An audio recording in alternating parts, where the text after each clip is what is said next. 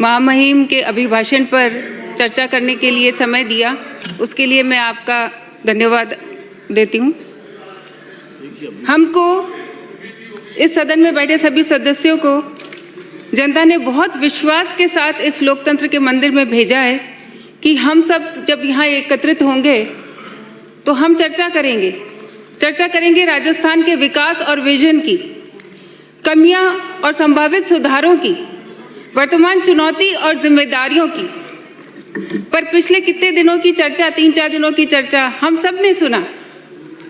मुद्दा था लफ्जों का, नामों का, आरोपों प्रत्यारोपों का। इसी को लेकर मेरे जहन में 2 पंक्तियां आई जो कहना चाहूंगी।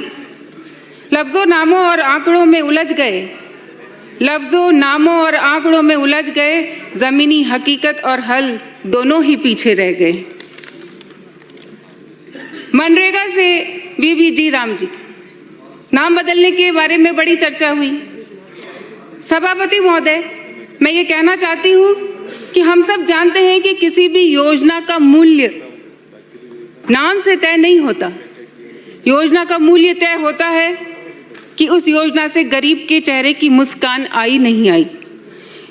मूल्य तय होता है बदलती हुई जिंदगियों से, मूल्य तय होता है गांव की बदलती हुई तस्वीर से।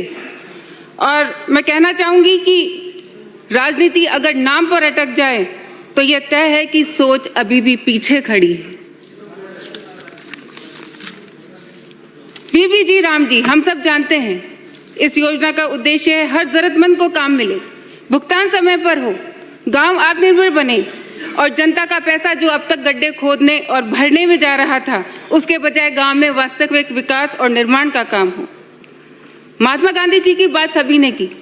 महात्मा गांधी ने कहा था, देश की आत्मा गांवों में बसती है और हमारे देश की 70 से 80% आबादी अभी भी गांवों में है। लेकिन गांवों में मनरेगा की क्या स्थिति थी, हम सभी उससे वाकिफ। गांव विकसित नहीं तो भारत विकसित नहीं हो सकता। और इसीलिए सभापति महोदय, ये विवाद का विषय नहीं है बल्कि बदलते वक्त के साथ आर्थिक और नीतिगत सुधार का विषय है और हम सभी को मिलकर इसका स्वागत करना चाहिए। समय के साथ सुधार जरूरी है। पूर्व में सदस्यों ने कहा, पेपर लीक की बात की, OMR शीट के घोटाले की बात की, बिल्कुल सही है। आज के हमारे युवा, पूरा मैदान साफ है, पूरा देखो आज के हमारे युवाओं के साथ अन्याय, उसके लिए रिफॉर्म्स लाने की आवश्यकता है। एक मिनट माननीय विधायक महोदय, मैदान साफ नहीं है, सुबह वाली बात आई थी। धीरे धीरे धीरे मेरे साथी सब अदृश्य हो रहे हैं। अदृश्य होते होते और कोई नहीं रहेगा तो कुर्सियां खाली रहेगी। शेर अकेला ही रहता है, झुंड में कौन रहते हैं आप जानते हो? कौन रहते हैं? शेर अकेले रहते हैं, झुंड में नहीं रहते। ये प्रजातंत्र है, शेरों का राज गया, प्रजातंत्र का राज है। यहाँ सिर गिने जाते हैं, शेर नहीं गिने जाते हैं। आप शेर हो, ये क्या है? बाकी बच्चे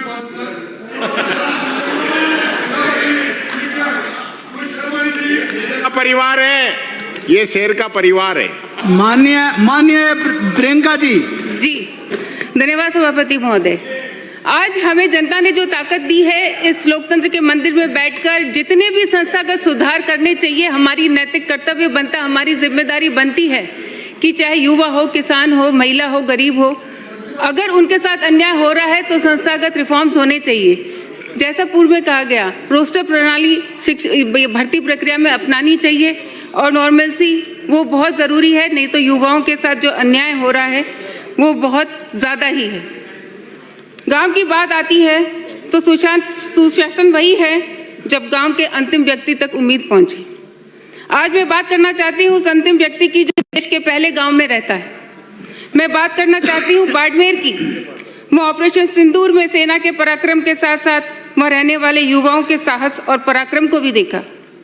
मेरे बाड़मेर की मिट्टी के कण कण में शक्ति है, भक्ति है, देशभक्ति है, ऊर्जा है, साहस है, अपनायत है। अभी बाड़मेर की चर्चा रिफाइनरी की हुई और पूर्व में सदस्य ने रिफाइनरी को लेकर यहाँ कुछ चर्चा की।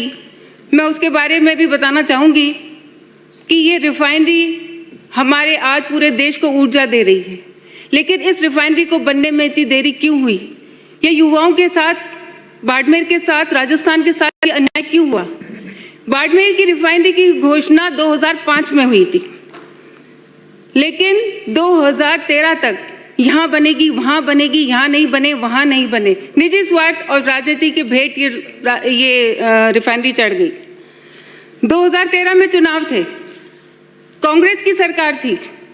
आनन फानन के अंदर चुनाव से 2 महीने पहले वहाँ पचपदरा में रिफाइनरी का शिलान्यास किया गया। आदरणीय सोनिया गांधी जी से शिलान्यास करवाया गया। जब 2013 के अंदर आदरणीय मुख्यमंत्री वसुंधरा राजे जी आई और जो MOU किया गया था HPCL के साथ राज्य सरकार का, उस MOU की जब स्टडी की गई तो पता चला कि ये MOU जल्दबाजी में किया गया, बिना किसी विजन के किया गया और इसमें सरकार के हित को, जनता के हित को ध्यान में नहीं रखा गया। राज्य सरकार जो पिछला MOU था जो कांग्रेस ने किया था, उसमें राज्य सरकार को 15 साल तक हर साल ब्याज मुक्त ऋण के रूप में 3,736 करोड़ रुपए देने पड़ते। लेकिन आदरणीय मुख्यमंत्री, पूर्व मुख्यमंत्री वसुंधरा राजे जी ने रीरेगुलेट किया और ये राशि 3,736 करोड़ रुपए से घटकर 1,123 करोड़ हो गई। अगर पूरा टोटल लगाया जाए तो 15 साल तक जो अमाउंट कांग्रेस ने तय किया था उसके हिसाब से 56,040 करोड़ स्टेट को देना पड़ता HPCL को ब्याज मुक्त ऋण के रूप में, लेकिन रीनेगोशिएशन के बाद वही अमाउंट घटकर 16,845 करोड़ हो गया। तो ये जो रिफाइनरी है, ये जो देरी हुई है, इसका कारण कौन है? हम सबके सामने है। मैं कहना चाहूँगी कि आदरणीय मुख्यमंत्री जी ने नवीन युवा नीति बनाई, राजस्थान रोजगार नीति बनाई, लेकिन मेरे बाड़मेर के युवाओं को आज सख्त आवश्यकता है। मैं मांग करती हूं सरकार से कि रिफाइनरी पूरे देश को ऊर्जा देती है। मेरे बाड़मेर जिले के युवाओं के लिए वहां पर एक विशेषीकृत यूनिवर्सिटी खोली जानी चाहिए और वहां उचित शिक्षा मिले, उनको उचित स्किल डेवलपमेंट मिले, उनको वहीं रोजगार मिले, क्योंकि तेल हमारा है, गैस हमारी है, लिग्नाइट हमारा है, लेकिन वहाँ के युवा सिर्फ अपनी गाड़ी लगाने, ड्राइवर बनने तक सीमित ना रहे। अगर उनका कौशल स्किल डेवलपमेंट किया जाए, उनको उसी हिसाब से ट्रेन किया जाए कि उनको रोजगार वहाँ मिल सके, तो ये मैं मांग करती हूँ कि बाड़मेर, बालोतरा के युवाओं को प्राथमिकता से वहाँ रोजगार दिया जाए। सेकंड प्रायोरिटी राजस्थान प्रदेश की रखी जाए और उसके बाद बाकी युवाओं को वहाँ पर उसका हिस्सा दिया जाए। अभी सभी ने खेजड़ी की बात आ रही थी, ये बिल्कुल सही बात है कि आज हमारे जो वर्तमान के अंदर global warming, climate change, zero carbon emission, green energy, pollution, ऐसी बहुत सारी समस्याएं हैं। ये चुनौतियां भी और हमारी जिम्मेदारी भी है और हम सबका दायित्व है कि हम सब मिलकर एक बैलेंस कदम लें। मैं धन्यवाद देती हूं आदरणीय मुख्यमंत्री जी को कि अक्षय ऊर्जा और सौर ऊर्जा में प्रदेश अग्रणी है, लेकिन इसके साथ हमें पर्यावरण का संरक्षण भी करना है, पेड़ों को उगाना है। हरियालो राजस्थान, मातृभूमि से कर्म भूमि, एक पेड़ वृक्ष के नाम, सारी योजनाएं हैं, लेकिन ये कार्यक्रम तभी सफल होगा जब हम सब मिलकर अपना अपना दायित्व निभाएंगे। कंपनियों को पाबंद किया जाए कि ज़्यादा से ज़्यादा पेड़ लगाएं, उनका संरक्षण करें। एक नियम, एक नीति बनाएं कि कम से कम पेड़ों की कटाई कैसे हो और हम सब मिलकर अपनी प्रकृति को कैसे बचाएं। और भी बहुत कुछ बोलना था, लेकिन मैं अंत में 2 लाइनें बोलना चाहूँगी कुछ सदस्यों के लिए। बहुत कमियां निकालते हैं हम दूसरों में अक्सर, बहुत कमियां निकालते हैं हम दूसरों में अक्सर। आओ एक मुलाकात जरा आईने से भी कर लें। श्री मांगेलाल जी मीणा, मांगेलाल जी मीणा। माननीय सभापति महोदय, आपने और हमारे पार्टी के नेता ने मेरे को महामहिम के अभिभाषण पे बोलने का समय दिया।